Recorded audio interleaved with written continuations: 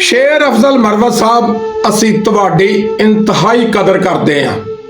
तुहाडी हिम्मत, तुहाडी जुर्रत, तुहाडी शजात नूं पूरी पाकिस्तान दी अवाम बजुर्ग तो लैके बच्चे तक दिल दे उत्तों तुहानूं सर सलूट करती है। क्योंकि जिस टाइम हालात कशीदा सीगे, पाकिस्तान तहरीक इंसाफ दे बड़े बड़े नां जिहड़े आ दाएं बाएं हो गए सी, गायब हो चुके सी। किसी नूं कोई पता नहीं कि जंगल च, पहाड़ां च, तहखाने च कित्थे आ कित्थे नहीं। मगर इलैक्शन लड़िया लोगों ने इमरान खान के नां दे उत्ते उन्हां नूं भी वोट दिते।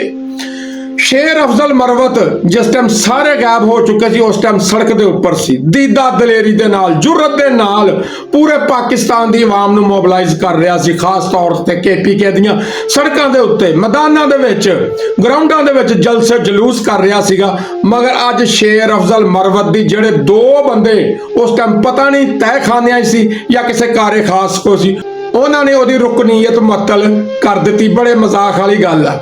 शेर अफजल मरवत साहब, पाकिस्तान तहरीक इंसाफ के उत्ते थोड़ा जिहा मुश्किल वक्त आ।